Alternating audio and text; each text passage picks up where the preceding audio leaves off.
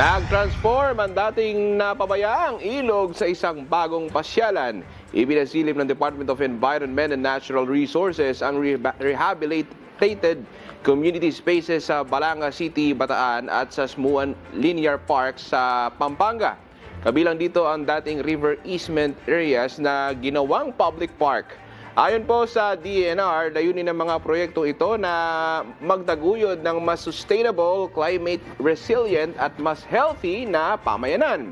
Patunay rin ito na ang rehabilitasyon ng mga komunidad ay hakbang tungo sa mas ligtas at mas maunlad na pamumuhay para sa mga Pilipino.